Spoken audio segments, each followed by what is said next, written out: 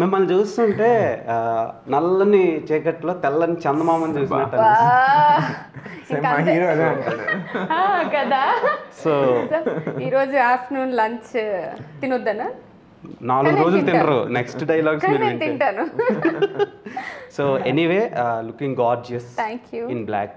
You Dev.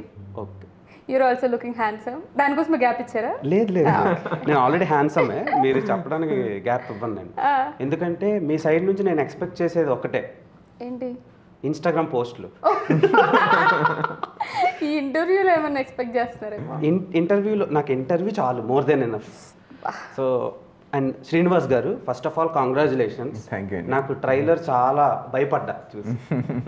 So trailer భయపెట్టారు. So సినిమాని audience థియేటర్కి వెళ్ళి చూడటం లేదు ఈ మధ్యన.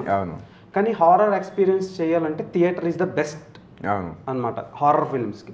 So what kind of emotion we can expect in Tantra movie అంటే ఏం చెప్తారు? యాక్చువల్లీ థియేటర్కి వెళ్ళి చూడట్లేదు అన్నది కరెక్ట్ కాదండి.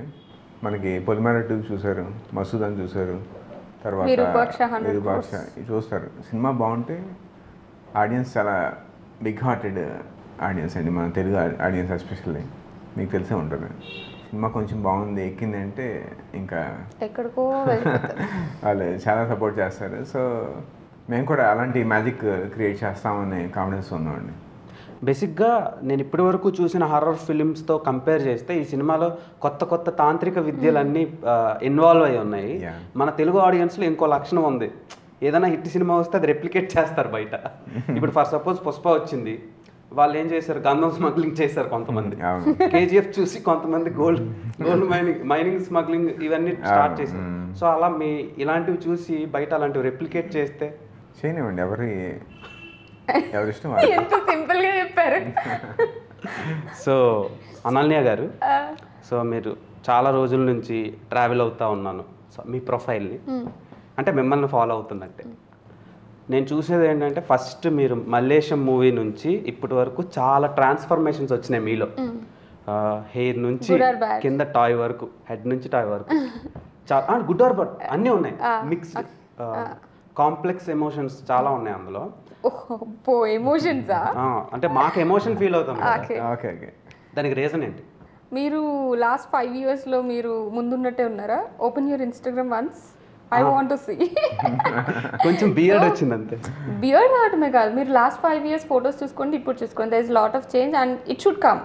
ఎందుకంటే ఒక పర్సన్గా నువ్వు నేర్చుకుంటూ ఎవాల్వ్ అవుతూ వెళ్ళాలి. ఇప్పుడు మనం బీటెక్లో చేస్తున్నట్టు, బీటెక్లో ఉన్నప్పుడు లేకపోతే స్కూల్లో ఉన్నప్పుడు ఐబ్రోస్ హెయిర్ కట్ లాంటివి తెలియదు, తర్వాత 2 జడలు వేసుకుని ఉంటాం స్కూల్లో, తర్వాత వెంటనే హెయిర్ కట్ అంటాము, ఐబ్రోస్ అంటాము.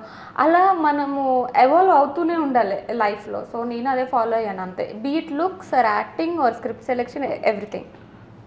ఇన్స్టాగ్రామ్ మెయింటెనెన్స్ కూడా అనుకోవచ్చు. సో మీ ఎవాల్యుయేషన్ నాకు చాలా బాగా నచ్చింది. Thank you. And coming to Srinivas garu, so ఒక డైరెక్టర్ అవుదాం అనుకోవడం వేరు, డైరెక్టర్ అయ్యి ఎగ్జిక్యూట్ చేయడం వేరు. మధ్యలో ఒక యుద్ధం జరుగుద్ది, అది ఒక డైరెక్టర్కే తెలుస్తుంది.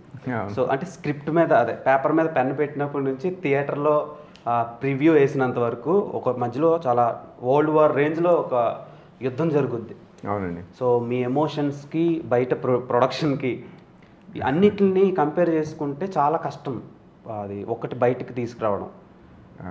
ఎలా అనిపించింది ఈ జర్నీ? కొంచెం ఛాలెంజింగ్గా ఉందండి జర్నీ. ప్రొడ్యూసర్స్ పట్టుకోవడం అంత ఈజీ కాదు ఫస్ట్ టైమర్స్కి. నేను ఆల్మోస్ట్ 52 ప్రొడ్యూసర్స్ పిచ్ చేశాను. 52nd మా నరేష్ గారు, అతను ఒక ఫస్ట్ టైం విన్నారు, చేస్తున్నా అన్నారు, నేను నమ్మలే. కానీ అతని అప్రోచ్, అతను వెంటనే అడిగారు అన్నమాట, బడ్జెట్స్ కనుక ఇదేంటి అని. మనకు సాఫ్ట్వేర్లో కంపెనీలో ఎవరు CEO ఎలా అడుగుతారో అలా అతను వరుసగా ఎక్సెల్ షీట్స్ అడుగుతున్నారు. నేను కూడా కొంచెం నేను బీటెక్ చేశాను, ఆ ప్రొఫెషనాలిటీ ఉంది, టక్టగా నేను కూడా నా దగ్గర ప్రిపేర్ చేసుకుని ఎక్సెల్ షీట్స్ ఇస్తూ ఉన్నాను. సో స్టోరీ విన్నాక ఓకే అన్నారు, ఈ డాక్యుమెంట్స్ ఇవన్నీ అడిగారు, ప్లాన్గా ఉన్నాం లేదని వెరిఫై చేశారు, టక్కున అయిపోయిందన్నమాట. సో ఈ 52 వాళ్ళకి పిచ్ చేయడం, వాళ్ళతో వాళ్ళు ఏంటంటే యాక్టర్స్ మేమే, క్యాష్ మేము చూసుకుంటాం, వాళ్ళు డిఫరెంట్ పర్స్పెక్టివ్లో ఉన్నారన్నమాట. ఒక మంచి ప్రొడ్యూసర్, నేను వెళ్తున్న ప్రొడ్యూసర్ కనబడలేదు నాకు. అంటే సినిమాని ప్రొడ్యూసర్ డెఫినెట్గా ఒక అభిరుచి ఉండాలండి. సినిమా అంటే ఎవరో అమ్మాయిల కోసం చేస్తాను లేదంటే ఇంక దేనికో చేస్తానంటే వాళ్ళతో మనం ట్రావెల్ అయినా మంచి సినిమా రాదు.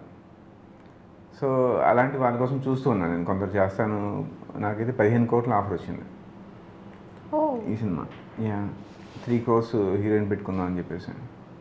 సో నాకేంటంటే ఫస్ట్ సినిమా బాగా రావాలి, మంచి హానెస్టీ కనబడాలి, వేరే ఇంటెన్షన్స్ ఉన్న వాళ్ళతో ట్రావెల్ అవ్వకూడదు అన్న. అంటే మీరు అనుకునే విజన్ ఎగ్జిక్యూట్ అవ్వాలి. అంటే ప్రొడ్యూసర్, యాక్టర్, టెక్నీషియన్స్ అందరికీ ఆ విజన్ ఎక్కాలి.